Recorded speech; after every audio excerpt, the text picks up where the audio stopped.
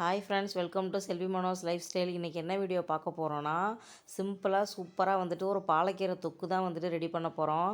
பாலக்கீரையை வச்சு நீங்கள் பருப்பு கடையல் பொரியல்னு ஒரே மாதிரி செஞ்சு சாப்பிடாம இந்த மாதிரி தொக்கு ஒரு தடவை செஞ்சு சூடான சாதத்தில் பிசைஞ்சு சாப்பிடுங்க. ரொம்ப சூப்பராக இருக்கும். ரொம்ப ஈஸியாகவும் செஞ்சிடலாம், ரொம்ப நேரம் ஆகாது. ஒரு 10 to 15 மினிட்ஸ்லேயே செஞ்சிடலாம். வாங்க வந்து எப்படி செய்கிறதுன்னு பார்க்கலாம். இந்த தொக்கு செய்கிறதுக்கு ஒரு அரைக்கட்டு வந்துட்டு பாலக்கீரை எடுத்து வச்சுருக்கேன். இதில் வந்துட்டு பூச்சிக்கீரை எல்லாமே க்ளீன் பண்ணி சுத்தமாக வந்துட்டு எடுத்துக்கோங்க. பாருங்கள், கீரை எல்லாத்தையுமே வந்துட்டு கழுவி எடுத்துக்கிட்டு இந்த மாதிரி வந்துட்டு கட் பண்ணி எடுத்துக்கோங்க. கட் பண்ணும்போது அந்த மேலே இருக்க இலையை மட்டும் கிள்ளி எடுக்காமல் அடியில் இருக்க கொஞ்சம் தண்டை மட்டும் வெட்டி எடுத்துகிட்டு மீதி இருக்கிற எல்லா தண்டையுமே போட்டுக்கோங்க. இந்த மாதிரி சின்ன சின்னதாக வந்துட்டு வெட்டி எடுத்துக்கோங்க. அப்போ தான் வந்துட்டு நம்ம கீரை வந்துட்டு சீக்கிரமாக வந்துட்டு வெந்து வந்துடும். குழந்தைங்களுக்கெல்லாம் கொடுக்கும்போது கீரை இருக்கிற இடமே தெரியாது, ரொம்ப விரும்பி சாப்பிடுவாங்க.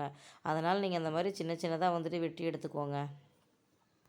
இதே மாதிரி வந்துட்டு எல்லா கீரையும் வந்துட்டு வெட்டி எடுத்துக்கலாம். அரைக்கட்டு கீரைக்கு வந்துட்டு பாருங்கள், எனக்கு ஒரு 3 கை அளவு வந்துட்டு கீரை கிடச்சிருக்குது. இதை வந்துட்டு இப்போ தனியாக எடுத்து வச்சுக்கலாம். இப்போ அந்த தொக்கு செய்கிறதுக்கு ஒரு மசாலா வந்துட்டு ஒன்று ரெடி பண்ணோம். அதுக்கு ஒரு சின்ன ஜார் எடுத்துகிட்டு ஒரு பெரிய வெங்காயம் வந்துட்டு வெட்டி வச்சுருக்கேன்.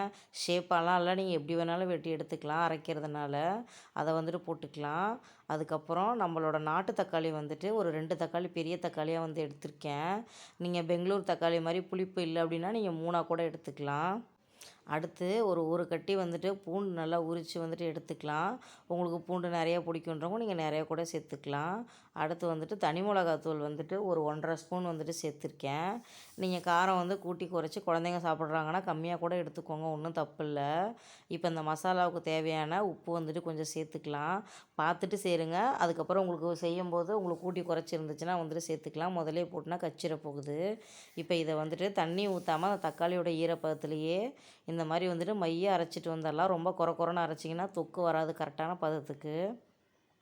நல்லா மைய அரைச்சி வந்து எடுத்துகிட்டு இப்போ ஒரு வானல் வச்சு ஒரு 4 ஸ்பூன் வந்துட்டு தேங்காய் எண்ணெய் விட்டுருக்கேன். உங்கள்கிட்ட எந்த எண்ணெய் இருக்கோ நீங்கள் அந்த எண்ணெய் வந்துட்டு யூஸ் பண்ணிக்கலாம். பாருங்கள், எண்ணெய் லேசாக காஞ்சோடனே ஒரு ஸ்பூன் வந்துட்டு கடுகு போட்டுக்கலாம். அடுத்து வந்து ஒரு 10-12 வெந்தயம் சேர்த்துக்கலாம். வெந்தயம் வந்து கண்டிப்பாக சேர்த்துக்கோங்க, ரொம்ப நல்லாயிருக்கும் டேஸ்ட்டு. இப்போ கொஞ்சமாக வந்துட்டு ஜீரகம், கொஞ்சமாக வந்துட்டு சோம்பு போட்டுக்கலாம். எனக்கு சோம்பு வந்துட்டு பிடிக்குன்றதுனால நான் எல்லாத்துலேயுமே சேர்த்துப்பேன். உங்களுக்கு சோம்பு பிடிக்காதுன்றவங்க நீங்கள் அவாய்ட் பண்ணிக்கோங்க.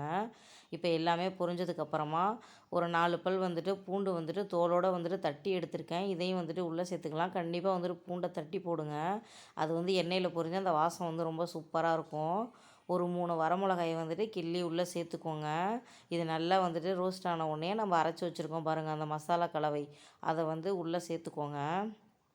தண்ணி மாதிரி நிறைய ஊற்றிடாதீங்க, நமக்கு ஏன்னா தொக்கு பதத்துக்கு வர்றதுனால தண்ணி ஊற்றாமல் நல்லா சுருளை வதக்கி தான் வந்து எடுக்க போகிறோம். அதனால் அந்த ஜார கழுவுன தண்ணி வேணால் கொஞ்சமாக வந்துட்டு ஊற்றிட்டு இதை வந்துட்டு நல்லா அப்படியே பச்சை வாசனை போகிற அளவுக்கு வந்துட்டு வதக்கி விடுங்க. இப்போ கொஞ்சோண்டு வந்துட்டு மஞ்சத்தூள் வந்து போட்டுக்கலாம். இது வந்து தெரித்து வரதுனால மூடி போட்டு வந்துட்டு கொஞ்சம் நேரம் வந்து வேக விட்டு எடுத்துடுங்க. எண்ணெய் லேசாக மேலே வந்துட்டு பிரிஞ்சு வரும்போது உங்களுக்கு கரெக்டாக தெரியும் பாருங்கள். நல்லா வந்துட்டு சுருண்டு வந்துடுச்சு. இப்போ இந்த டைமில் வந்து நம்ம வெட்டி வச்சுருக்க பாலக்கீரையை வந்துட்டு உள்ளே சேர்த்துக்கலாம். உங்களுக்கு கீரை வந்துட்டு போடும்போது கொஞ்சம் மேலே நிறைய இருக்க மாதிரி தான் இருக்கும். நீங்கள் அனலை வந்துட்டு அதிகமாக வச்சு நல்லா வந்துட்டு கிண்டி கொடுத்து எடுத்தீங்க அப்படின்னா ரொம்ப வந்துட்டு கம்மியாக வந்துடும். எல்லாத்தையும் உள்ளே சேர்த்துட்டு நல்லா ஒன்று சேர வந்துட்டு கிளறி கொடுத்து எடுங்க. அந்த மசாலாவில் வந்துட்டு எல்லா கீரையும் வந்துட்டு பட்டு வந்துட்டு நல்லா வந்துட்டு வெந்து வரும். இப்போ வந்துட்டு கீரை போட்டதுனால அதுக்கப்புறம் வந்து மூடி போட்டு வேக வைக்காதீங்க, திறந்து தான் வந்துட்டு வேக வைக்கணும். பாருங்கள், எல்லாத்தையும் ஒன்று சேர்க்கவும் நல்லா வந்துட்டு திக்கான பேஸ்ட்டாக இருக்குது. இப்போ இதனால் வந்துட்டு கீரை வேக கஷ்டமாக இருக்கும். அதனால் தண்ணி வந்துட்டு ஊற்றாமல் லேசாக வந்துட்டு தெளித்து வந்துட்டு வேக விடுங்க. அது அப்படியே கொதிஞ்சு சீக்கிரமாக வெந்துடும் கீரை, ரொம்ப நேரம் ஆகாது. ஒரு 4 to 5 மினிட்ஸ்லேயே வந்துட்டு கீரை நல்லா சுருண்டு வந்து வெந்து வந்துடும். பாருங்கள், நான் லேசாக வந்துட்டு தண்ணி தெளிச்சிருந்தேன், நல்லா வந்து சுருண்டு வெந்து வந்துட்டுருக்குது. நீங்கள் இன்னும் எனக்கு வந்துட்டு தொக்கு பதத்துக்கு வேணும், அதனால் வந்துட்டு இன்னும் கொஞ்சம் நேரம் வந்துட்டு வேக விடுறேன். இதை வந்து நீங்கள் சூடான சாதத்துக்கு, சப்பாத்திக்கு, நீங்கள் தோசை இட்லிக்கு நீங்கள் எதுக்கு வேணாலுமே யூஸ் பண்ணிக்கலாம். உங்களுக்கு தக்காளியில் வந்துட்டு அந்தளவுக்கு புளிப்பு இல்லாதவங்க கடைசியில் வந்துட்டு கொஞ்சம் புளி கரைச்சி கூட சேர்த்துக்கோங்க. இல்லைனா ஒரு அரை எலுமிச்சம்பழத்தை கூட புழிஞ்சுக்கோங்க. ரொம்ப சூப்பராக இருக்கும்.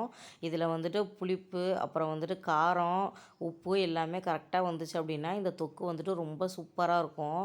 நீங்கள் கண்டிப்பாக செஞ்சு நீங்கள் ஃப்ரிட்ஜில் ஸ்டோர் பண்ணி கூட யூஸ் பண்ணிக்கலாம். இல்லை நீங்கள் எண்ணெய் கொஞ்சம் அதிகமாக விட்டிங்கன்னா ஒரு 2, 3 நாளைக்கு வெளியே வச்சு கூட யூஸ் பண்ணிக்கலாம். ஏன்னா நம்ம புளி, தக்காளி எல்லாம் சேர்க்கறதுனால. நீங்கள் இந்த மாதிரி ஒரு தடவை செஞ்சு பார்த்துட்டு எப்படி இருக்குன்னு சொல்லுங்கள் ஃப்ரெண்ட்ஸ். ரொம்ப டேஸ்ட்டாக இருக்கும். ரொம்ப ஈஸியாகவும் இருக்கும். பிடிச்சிருந்தா லைக் பண்ணுங்கள். நம்ம சேனலை மறக்காமல் சப்ஸ்கிரைப் பண்ணுங்கள்.